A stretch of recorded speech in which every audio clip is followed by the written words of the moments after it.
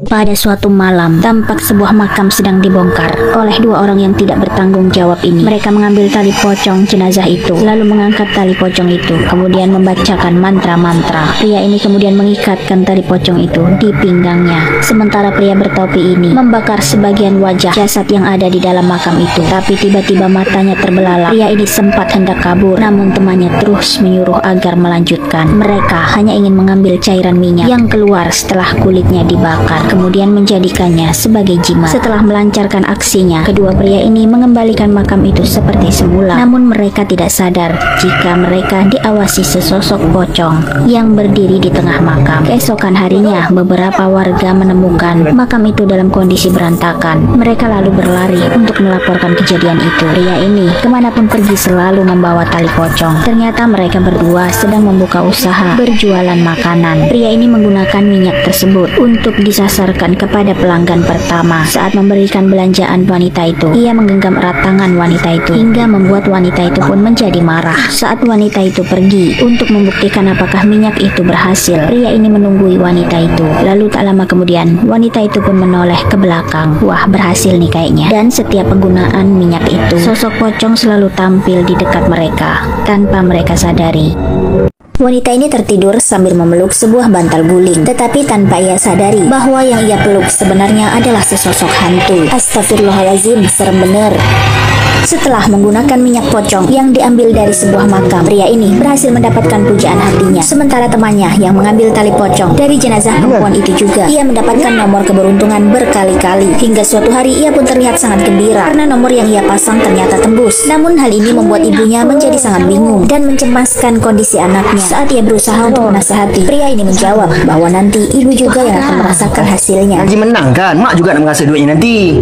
Pria ini pun hidup bergelimang dengan harta, uang yang sangat banyak. Ia dapatkan hanya dalam waktu yang singkat. Namun hantu wanita ini terus mengintainya. Dia adalah sosok perempuan yang diambil tali pocongnya. Suatu ketika pria ini terjatuh dari tempat tidur. Lalu ia melihat uang-uang yang sangat banyak itu tiba-tiba berubah menjadi daun kering. Ternyata dia hanya bermimpi. Uang aslinya masih tersusun rapi di dalam laci. Baunya wangi banget tuh kayaknya. Setelah puas memeriksa uangnya, pria ini pun lalu kembali ke tempat tidur. Dan siapa sangka bantal tidur yang ia peluk ternyata adalah sesosok hantu wanita. Saat sedang asik mancing di sungai, tiba-tiba pria ini melihat sesosok hantu wanita yang nongkrong seru di ujung perahu temannya. Pria ini pun menjadi panik dan mengajak temannya untuk segera pulang dengan alasan hari sudah mulai hujan. Tetapi temannya malah bingung karena suasana hari itu sangatlah panas. Mungkin hantu ini mau ikut mancing kali ya. Temannya pun bergegas pergi meninggalkan sungai itu. Disusul temannya dengan membawa Mbak Kunti yang masih duduk cantik. Singkat cerita, seorang wanita cantik ini akhirnya menikah dengan seorang pria yang mengambil minyak pocong. Kemudian datanglah seorang tamu wanita dengan gaya yang sangat angker, kemudian memercikan air ke pengantin pria dengan sangat kasar. Begitu juga ke pengantin wanita, hingga semua para tamu undangan pun bengong. Wanita aneh itu lalu menyalami sang pengantin wanita. Meski ragu, wanita ini akhirnya menerima uluran tangan itu. Wanita aneh itu meremas dengan sangat kuat. Lalu kemudian ekspresi wajahnya berubah. Pengantin wanita ini pun tiba-tiba merasakan ada sesuatu yang aneh. Saat melihat wajah wanita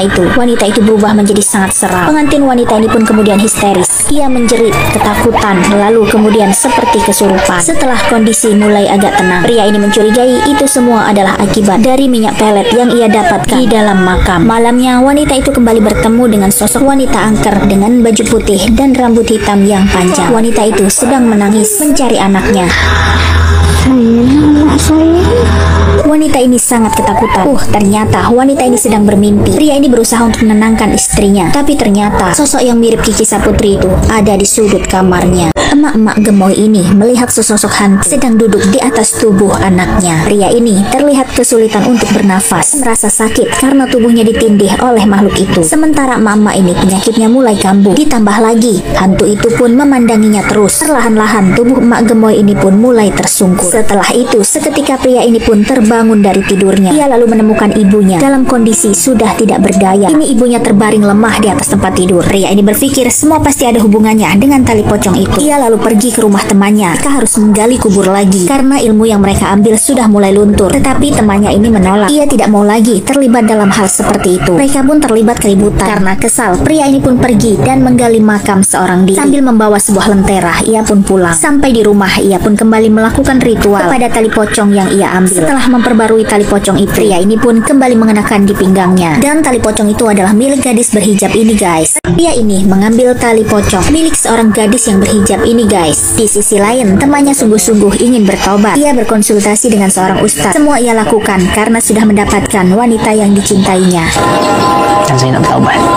Singkat cerita, 2 bulan kemudian, pria ini sangat rajin mengaji. Istri yang didapat dengan cara salah pun perlahan mulai benar-benar mencintai pria itu. Sementara temannya yang belum bertobat terus dihantui oleh Mbak Kunti. Kembalikan tali pocongku, Sahrul. Ya, begitulah kira-kira kata Mbak Kunti. Aduh, dia ini Kunti apa pocong ya? Haha, serah dah. Yang penting sama-sama hantu. Kondisi ibu pria ini pun semakin memprihatinkan. Ia mulai kesulitan bernafas. Ternyata sosok hantu itu terus mengawasinya dari atas lemari. Khawatir akan keselamatan ibunya, pria ini lalu mendatangi dukun itu dan meminta solusi agar tali pocong itu tetap berhasil tanpa harus kembali menggali kubur. Dukun itu kemudian memberikan satu cara. Ia harus mendapatkan satu tali pocong dari wanita meninggal yang sedang hamil. Namun jika gagal, maka nyawa adalah taruhannya. Pria ini pun menyetujuinya. Dukun ini sedang melakukan sebuah ritual dengan mengasapi boneka yang dibungkus seperti pocong. Di sisi lain, wanita ini kerasukan lalu kemudian melompat dari atas rumahnya. Wanita ini terjatuh, tubuhnya berlumuran darah. Pria ini terlihat sangat terkejut. Ternyata istrinya sedang hamil muda. Betapa sedihnya pria ini melihat istrinya terbujur kaku saat sedang membacakan doa. Pria ini melihat temannya datang. Ia lalu menarik temannya keluar dan mengusirnya. Pria ini kehilangan istrinya karena ritual yang pernah ia lakukan. Setelah pemakaman istrinya, pria ini meminta warga agar menjaga makam istrinya. Namun rencana itu sudah diketahui oleh pria ini yang ternyata sudah mengawasi dari kejauhan. Pada malam harinya, pria ini akan melakukan aksinya. Dimulai dengan melakukan ritual, menyiram seluruh tubuhnya dengan darah segar. Setelah itu ia pergi ke makam, lalu membuat para penjaga itu tiba-tiba merasa mengantuk. Para penjaga itu pun akhirnya tidur. Wah, manjur banget tuh sirap. Pria ini lalu berjalan secara perlahan ke makam. Sementara pria ini memiliki firasat yang tidak baik. Ia lantas pergi dari rumah tanpa berpamitan. Dan benar saja, makam istrinya telah dibongkar oleh pria ini. Lalu tiba-tiba pria itu pun datang dan langsung menyerangnya. Mereka berdua pun berkelahi. Wah, umur segini lagi lucu-lucunya ya bun. Sahrul berhasil membuat pria itu tersungkur. Tapi kemudian sosok hantu itu muncul tepat di hadapan Sahrul dengan wajah yang mengerikan. Saat Sahrul berusaha menghindar, hantu berhijab ini juga muncul. Tubuh Sahrul kemudian tumbang. Pria ini mulai tersadar. Lalu kemudian ia melihat Sahrul sudah sekarat. Biar bagaimanapun juga Sahrul adalah temannya. Pria ini pun berusaha untuk menuntunnya. Ternyata Sahrul gagal melakukan ritual yang disarankan oleh dukun itu. Sebagai gantinya, Sahrul pun harus merelakan nyawanya. Oke guys, sampai jumpa di film selanjutnya.